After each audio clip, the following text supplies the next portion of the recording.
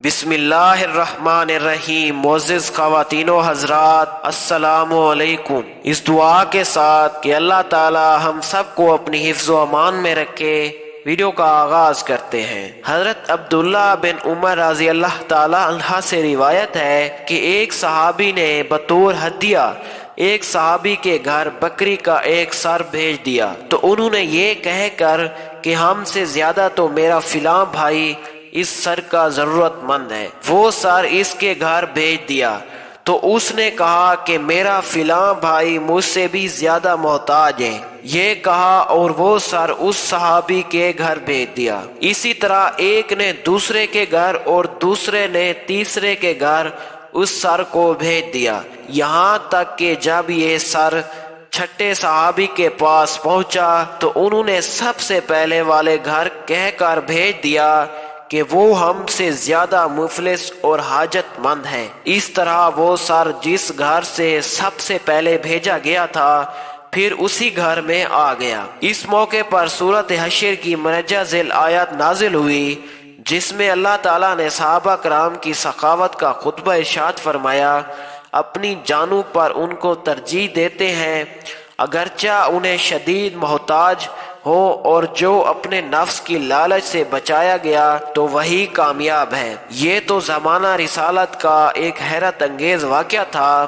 امیر المومنین حضرت عمر فاروق رضی اللہ تعالی عنہ کے عہد خلافت میں تقریباً اسی قسم کا ایک واقعہ پیش آیا جو عبرت خیز اور نصیحت آموز ہونے میں پہلے واقعے سے کم نہیں۔ منقول ہے کہ امیر المومنین حضرت عمر فاروق رضی اللہ تعالی عنہ نے 400 دینار ایک تھیلی میں بند کر کے اپنے غلام کو حکم دیا کہ یہ تھیلی حضرت ابو عبیدہ الجراح کی خدمت میں پیش کر دو، اور پھر تم گھر میں اس وقت تک ٹھہرے رہو کہ تم دیکھ لو کہ وہ اس تھیلی کا کیا کرتا۔ غلام تھیلی لے کر حضرت عبیدہ رضی اللہ تعالی عنہ کے پاس پہنچا اور عرض کیا کہ حضرت امیر المومنین نے یہ دیناروں کی تھیلی آپ کے پاس بھیجی ہے اور فرمایا ہے کہ آپ اس کو اپنی حاجتوں میں خرچ کریں۔ امیر المومنین کا پیغام سن کر آپ نے یہ دعا دی کہ اللہ تعالیٰ امیر المومنین کا بھلا کرے۔ پھر اپنی لونڈی سے فرمایا کہ اے خادمہ، یہ 7 دینار فلاں کو دے آؤ اور یہ 5 دینار فلاں کو۔ اسی طرح انہوں نے ایک ہی نشست میں تمام دیناروں کو حاجت مندوں میں تقسیم کر دیا۔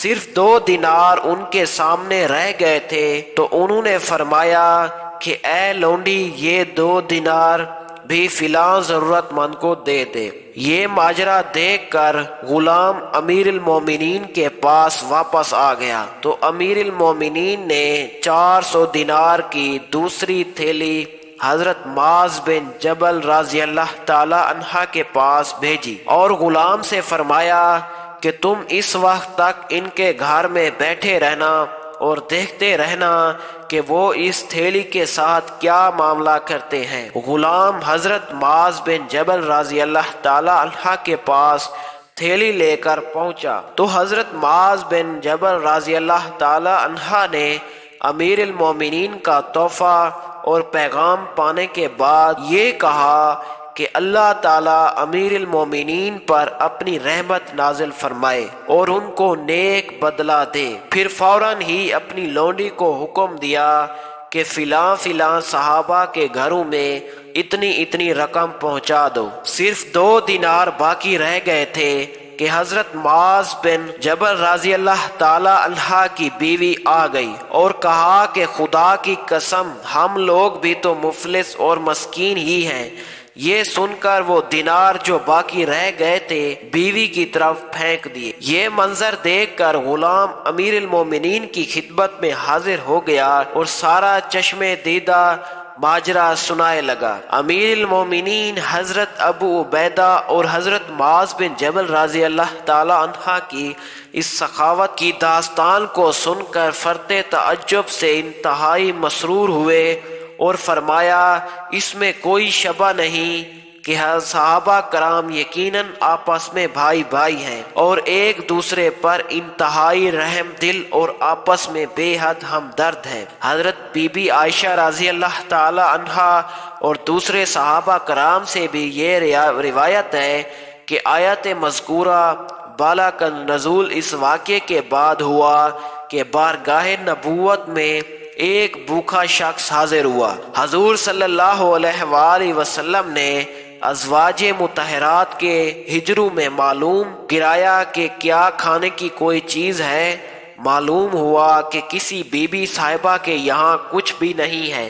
تب حضور صلی اللہ علیہ وآلہ وسلم نے اصحاب کرام سے فرمایا کہ جو اس شخص کو مہمان بنائے اللہ تعالیٰ اس پر رحمت فرمائے گا۔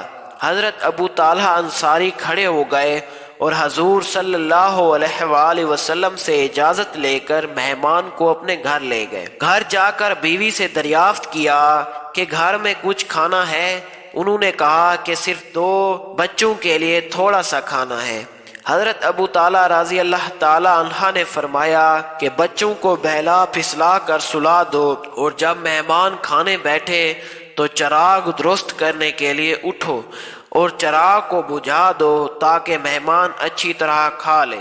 یہ تجویز اس لیے کی کہ مہمان یہ نہ جان سکے کہ اہل کھانا اس کے ساتھ نہیں کھا رہے ہیں، کیونکہ اس کو یہ معلوم ہو جائے گا تو وہ اصرار کرے گا اور کھانا تھوڑا ہے، اسی لیے مہمان بھوکا رہ جائے گا۔ اس طرح حضرت ابو طلحہ رضی اللہ تعالی عنہ نے مہمان کو کھانا کھلا دیا اور خود اہل کھانا بھوکے سو رہے۔ جب صبح ہوئی اور حضور رسید عالم صلی اللہ علیہ وآلہ وسلم کی خدمت میں حاضر ہوئے تو حضور صلی اللہ علیہ وآلہ وسلم نے حضرت ابو طلحہ رضی اللہ تعالی عنہ کو دیکھ کر فرمایا کہ رات فلاں کے گھر میں عجیب معاملہ پیش آیا۔ اللہ تعالیٰ نے ان لوگوں سے بہت راضی ہوا اور سورۃ عشق کی یہ نازل ہوئی اور اس کی شان نزول کے حیرت ناک واقعات ہم مسلمانوں کے لیے کس قدر عبرت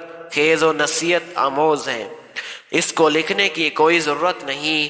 ہر شخص خود ہی انصاف کی عینک لگا کر اس کو دیکھ سکتا ہے، بشرطے کا اس کے دل میں بصیرت کی روشنی اور آنکھوں میں بصارت کا نور موجود ہو۔ واللہ عالم۔